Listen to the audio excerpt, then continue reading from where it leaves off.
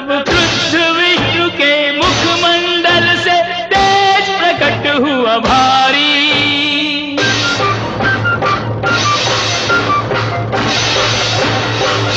शिव जी का तेज उसी तेज में समा गया। ब्रह्मा का तेज उसी तेज में समा गया। तेज इंद्र से मिला, तेज सूर्य से मिला, सब देवों का तेज एक तेज में समा गया।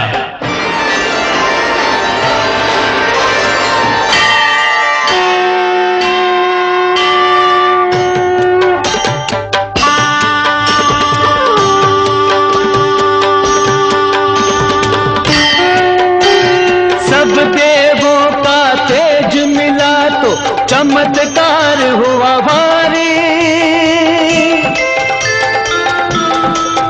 उस तेज पुंज से प्रकट हुई एक दिव्य अलौकिक नारी।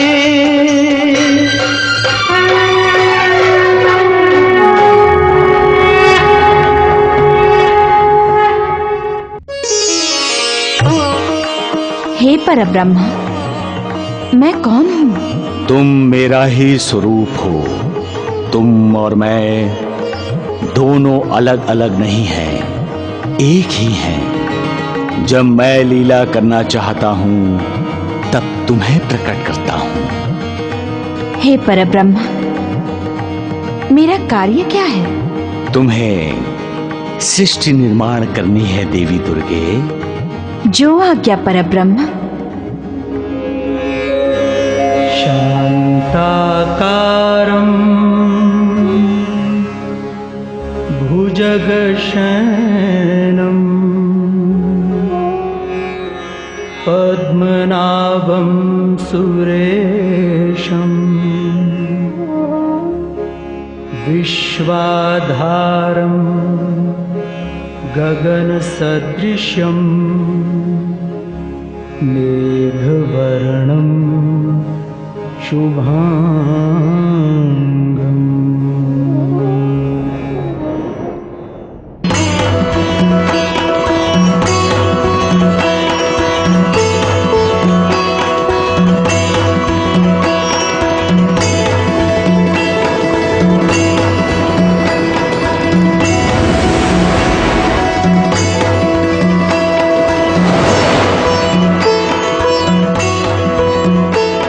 हर तरफ जल ही जल है। मैं इस अगाध जल में कैसे उत्पन्न हो गया? मुझे कहीं भी भूमि दिखाई ही नहीं दे रही। इसका अर्थ इस पानी के नीचे भूमि होनी ही चाहिए। मैं स्वयं कमल पर विराजमान हुआ हूं। यह कमल कैसे उत्पन्न हो गया? कमल तो पंख यानी कीचड़ में होना चाहिए, और जहां कीचड़ होता है वहां भूमि तो होनी ही चाहिए। मैं पानी के नीचे जाकर भूमि की खोज करता हूं।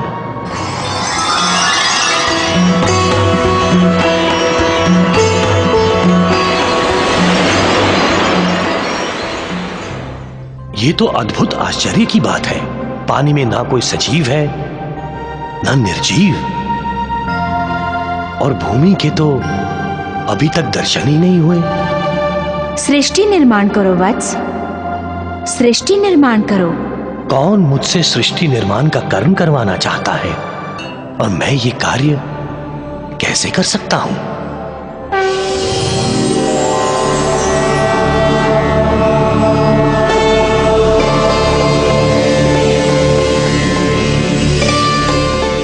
आप उस विमान में बैठ जाइए प्रभु। आपको सारे प्रश्नों के उत्तर मिल जाएंगे और आपका संभ्रम भी दूर हो जाएगा।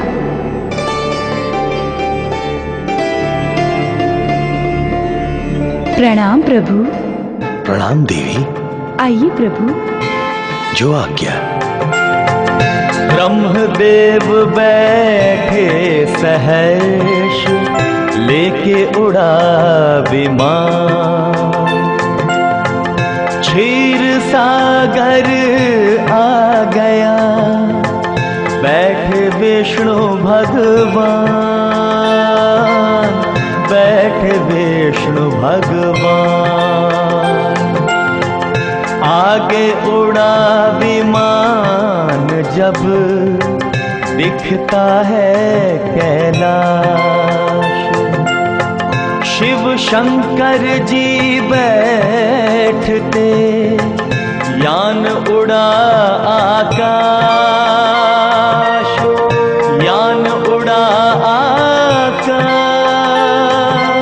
परव्योम में उड़ चला, फैला दिव्य प्रकाश। श्रेष्ठ स्वामिनी दुर्गे का होने लगा आभास, होने लगा आभास, होने लगा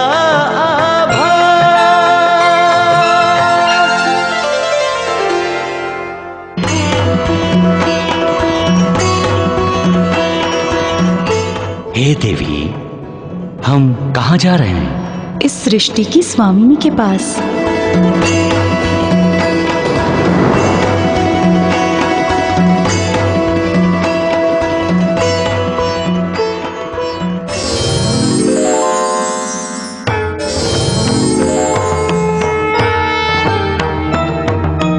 दुर्गाय दुर्गपाराय साराय सर्वकारिण्ये,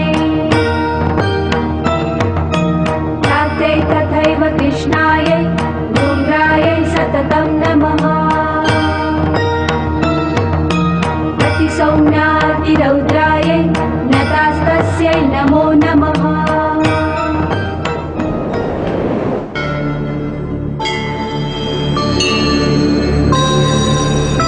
कौन है ये महादेवी? ब्रह्मदेव हमारे लिए अनजान है।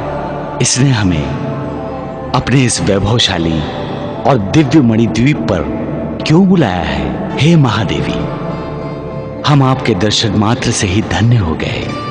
हे भगवती, आप कौन हैं? हम आपके स्वरूप को नहीं जानते, इसलिए आप अज्ञेया हैं।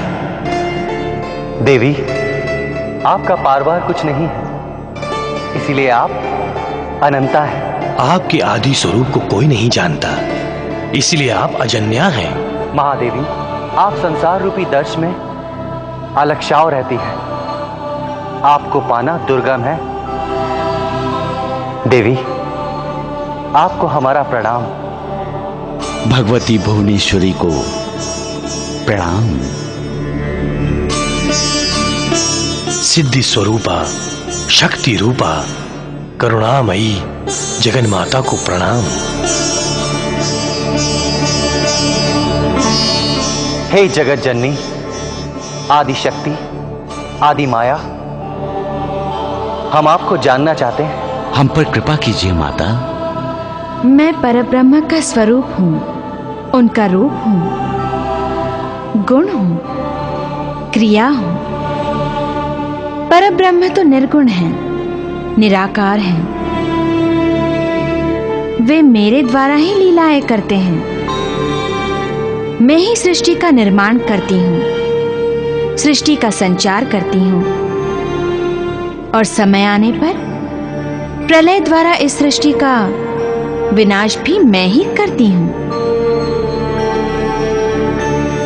जब मैं सृष्टि रूप में प्रकट होती हूँ, तो नियति का संचालन करने के लिए आप तीनों को उत्पन्न करती हूँ।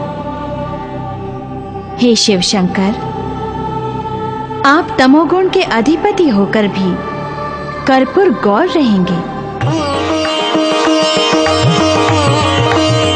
आपका निवास स्थान कैलाश होगा और आप सृष्टि के संहार करता होंगे। हे विष्णुदेव, आप तो राजस हैं। आप सृष्टि का संचार करेंगे और समय समय पर सृष्टि में अवतार भी लेंगे। जो आज्ञा मातेश्वरी। हे चतुरानन ब्रह्मदेव, आप तो सत्वगुणी हैं। लोग आपको विधाता के नाम से जानेंगे। आप में व्यापक होने के गुण हैं। आप जहां जहां जाएंगे सृष्टि झूम उठेगी। आप सृष्टि का पालन करेंगे और समय आने पर अवतार भी लेंगे। इस जगत में मेरे अतिरिक्त ना कोई जीव है, ना पदार्थ है। ये संपूर्ण जगत ही मैं हूं। मैं ही सृष्टि का पालन करती हूं, संचार करती हूं और संहार करती हूं। इस सृष्टि का पालन, संचार एवं संहार मैं आप तीनों के द्वारा ही करूंगी। हे त्रिदेवों, प्रलय के बाद हर तरफ जल ही जल देखकर, सृष्टि की कहीं भी आहट न पाकर जब आप लोग भयभीत हो गए, अपना कर्तव्य भूल गए, तब मैंने आप लोगों को यहां बुलाया। अब तो कोई भ्रम नहीं है ना? नहीं मातेश्वरी। तो अब अपने अपने स्थान पर जाइए और तप कीजिए। हे ब्रह्मदेव, आप सृष्टि का निर्माण कीजिए। जो आज्ञा महामाया।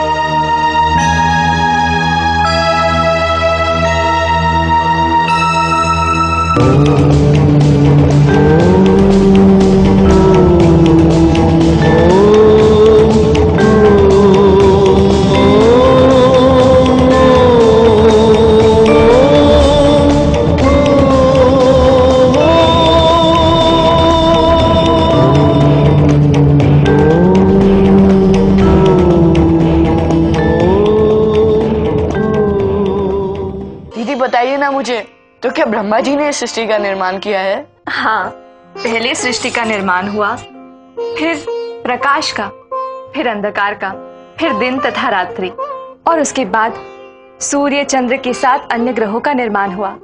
तपश्चात अन्य जीव जंतुओं के साथ मानव तथा दानव का निर्माण हुआ। परंतु दानवी शक्तियां जब सृष्टि के लिए विनाशकारी होने लगी, तो उनके नाश के लिए माँ दुर्गा ने अवतार लिए। तो क्या कई अवतार लिए माँ दुर्गा ने? हाँ श्वेतकेतु, सृष्टि का निर्माण कई बार हुआ है और अंत भी, और ये क्रम चलता रहा।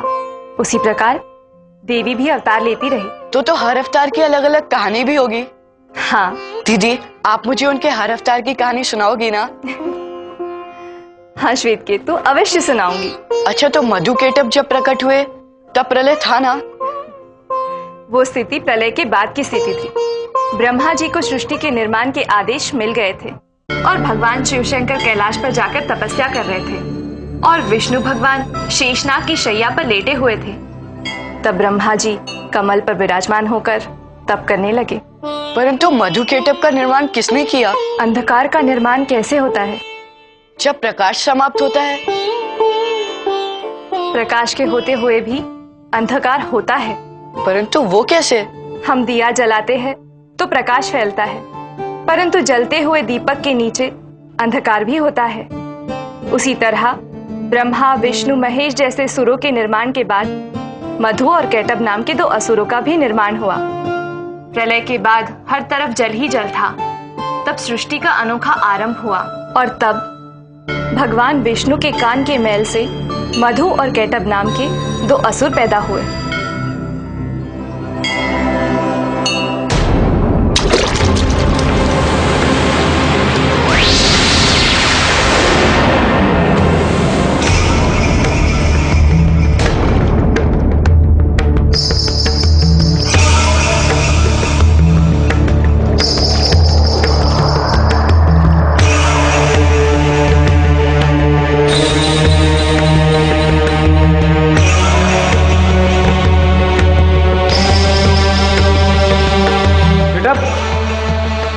आश्चर्य है, तुम्हें तो मेरा नाम भी पता है मधु,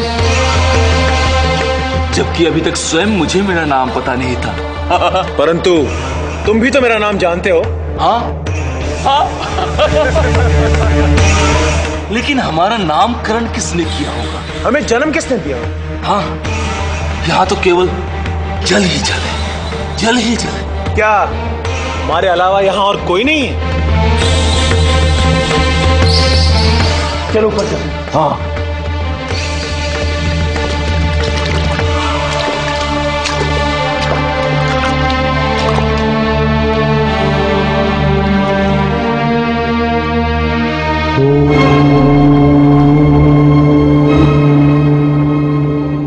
मधु,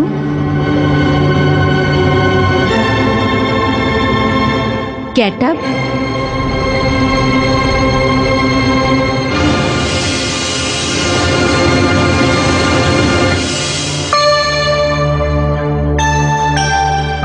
तुम दोनों सृष्टि के पहले 2 असुर हो।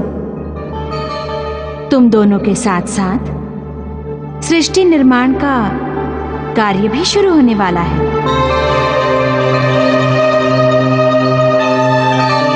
सृष्टि की पहली 2 संतान होने के कारण मैं तुम्हें वरदान देना चाहती हूँ। मांगो, तुम क्या मांगना चाहते हो?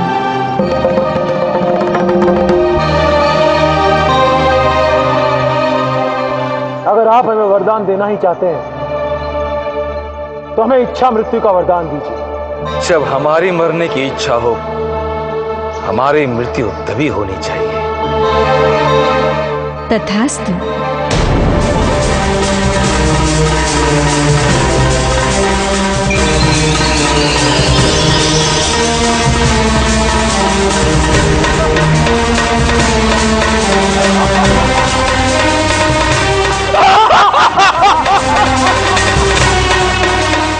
हम अमर हो गए, हम अमर हो गए। हाँ मधु, क्योंकि हम अब मरने की इच्छा कभी नहीं करेंगे।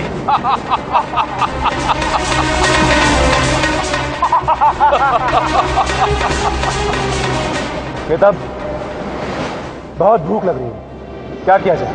हाँ, लेकिन यहाँ तो दूर दूर खाने के लिए कुछ नहीं है। यहाँ चारों तरफ तो जल ही जल है। क्यों ना हम जल के और अंदर जाकर देखते हैं। चलो चलो।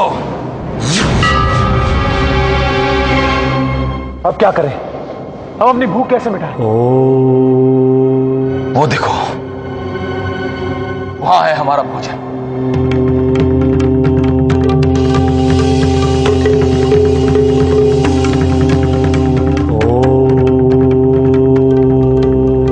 हम तो समझ रहे थे हमारे सिवा यहां कोई नहीं है, लेकिन वहां तो प्रकाश किरण है।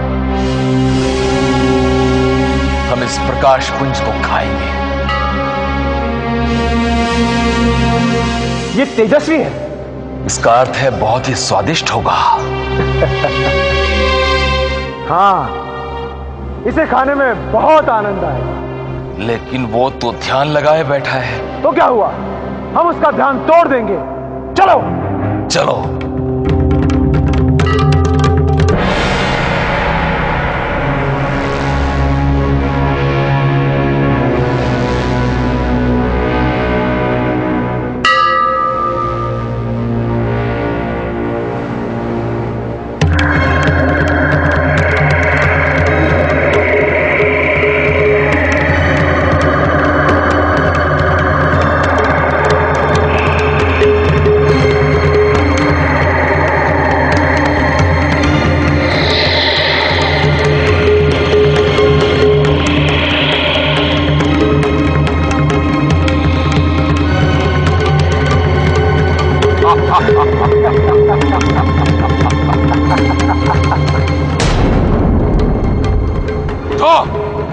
और हमारे साथ युद्ध करो। युद्ध करो हमसे, युद्ध करो, वरना हम तुम्हें खा जाएंगे। खा जाएंगे हम तुम्हें।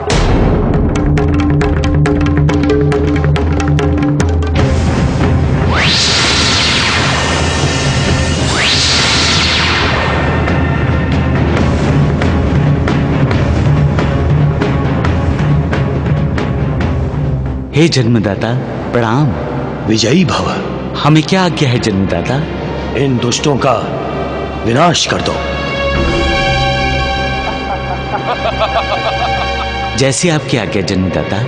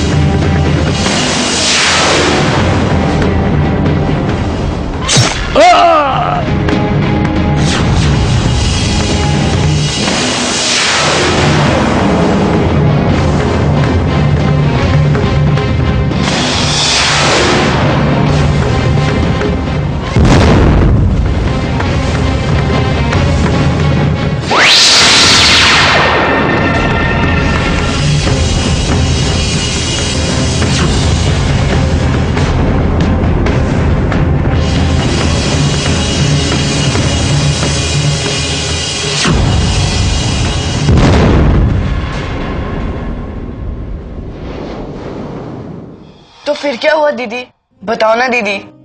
फिर कभी बताऊंगी, अभी बहुत समय हो गया है। तुम अतिशीघ्र अपने भवन चले जाओ। दीदी मैं भवन में नहीं हूँ, भैया ने मुझे कारागृह में डाल दिया है।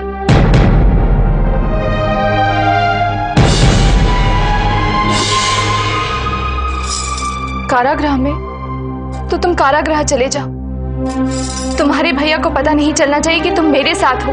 परंतु मैं जाऊं कैसे? जैसे आए हो वैसे चले जाओ। तुम्हें माँ दुर्गा पर विश्वास है ना? तो जैसे वो तुम्हें यहाँ ला सकती है, वैसे वही तुम्हें यहाँ से लेकर भी जाएगी। परंतु तुम जल्दी चले जाओ। जाओ श्वेतकेतु, जाओ जाओ जाओ श्वेतकेतु, जाओ।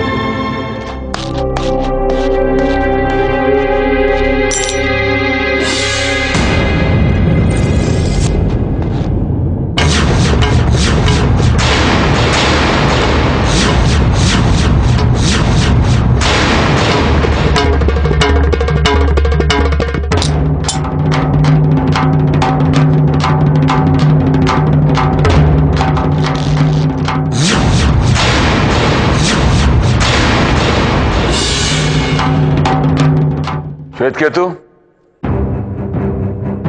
अपनी आंखें बंद करो।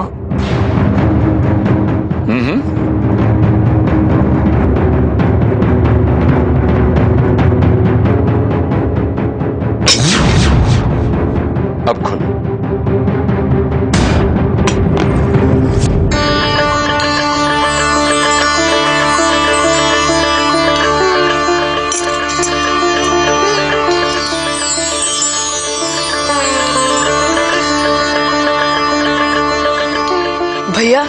ये कितने सुंदर हैं भैया।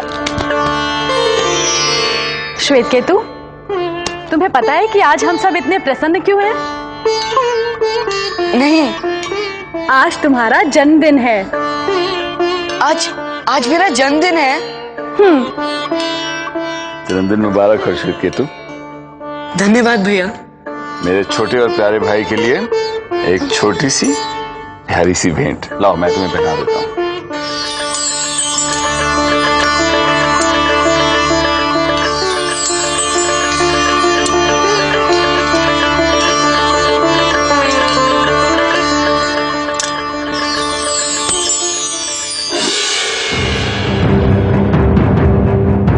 ये तो श्वेतकेतु का है। यहां कैसे आया?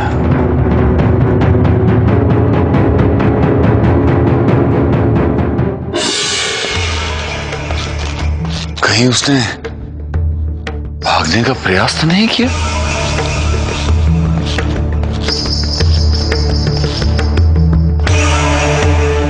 परंतु यहां से भागना तो असंभव है।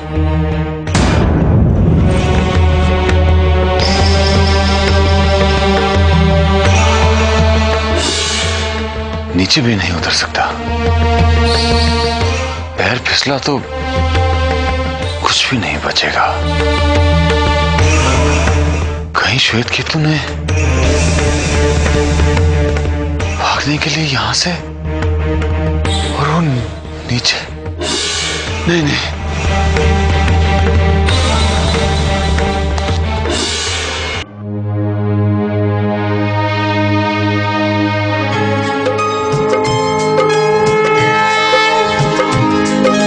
नमस्ते शरण्ये शिवे सानुकंपे, नमस्ते जगत व्यापिके विश्वरूपे।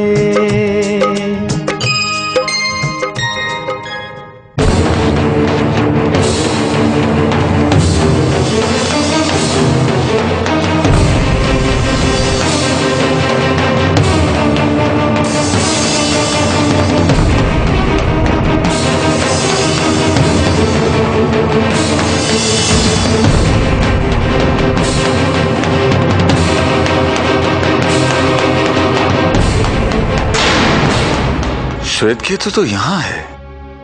हर द्वार पर पहरा है और हर द्वार बंद है।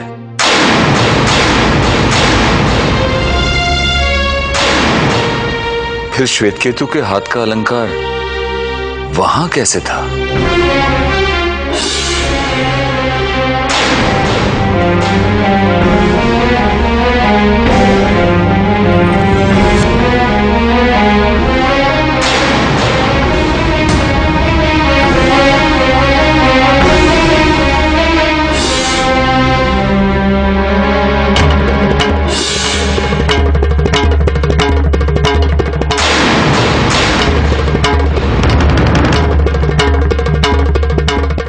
इसे पहचानते हो?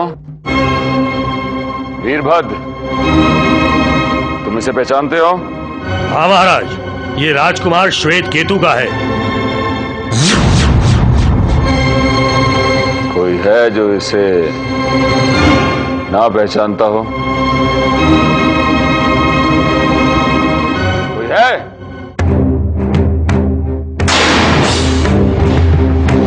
तो इसे श्वेतकेतु की कलाई पर होना चाहिए ना? होना चाहिए ना? जी महाराज।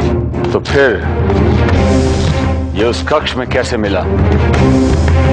या तो श्वेतकेतु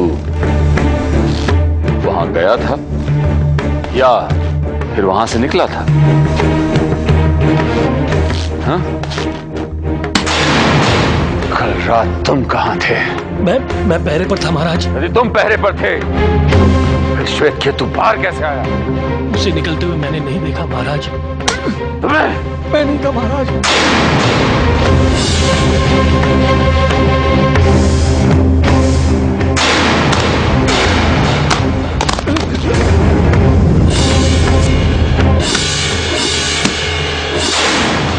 झूठ बोला है तुम सबने। विश्वासघात किया है मेरे साथ।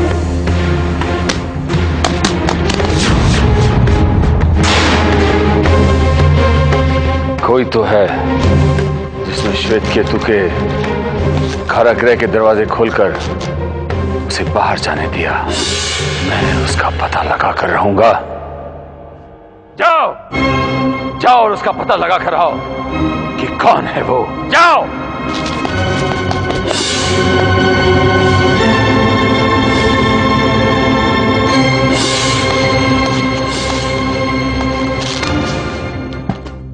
आप व्यर्थ में संदेह कर रहे हैं कुला नरेश।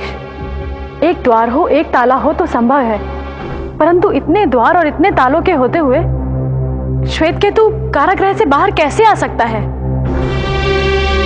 कालिंदी, श्वेत केतु कारागृह के बाहर आया है और ये अलंकार बता रहा है कि वो खिड़की के पास था, और इस पर विश्वास करने का मेरे पास कोई कारण नहीं है। अगर श्वेत केतु बाहर आया है तो अदृश्य होकर तो नहीं आया होगा, और यदि वो सत्य में बाहर आया है तो फिर इतने सारे पहरेदारों के होते हुए किसी ने उसे क्यों नहीं देखा? दूसरी बात, यदि वो कारागृह से बाहर आया तो फिर दोबारा कारागृह में वापस क्यों गया? आराम से भाग सकता था ना। और अगर स्वयं श्वेत केतु कारागृह तक चलकर गया है तो कारागृह के द्वार किसने बंद किए? न सिर्फ द्वार बल्कि सारी कुंडियां व ताले भी बिल्कुल वैसे के वैसे ही लगे हैं। विश्वास नहीं होता कुला नरेश। इस बात से तो मैं भी विचलित हूं कालिंदी कि यदि श्वेत केतु कारागृह के बाहर गया तो कहां गया? सुमुखी के पास ही ना, और सुमुखी का कारावास तो यहां से बहुत दूर है। वहां पर विमान के बिना जाना तो संभव ही नहीं है। हाँ, कारागृह तो क्या बल्कि उस भवन के आसपास भी विमान नहीं है। मैं मानता हूं कालिंदी कि श्वेत केतु का कारागृह से निकलना सहज नहीं था, परंतु उसका यह अलंकार मिलना, मैं इस रहस्य को जान के ही रहूंगा कालिंदी। इस रहस्य को मैं जानकर ही रहूंगा।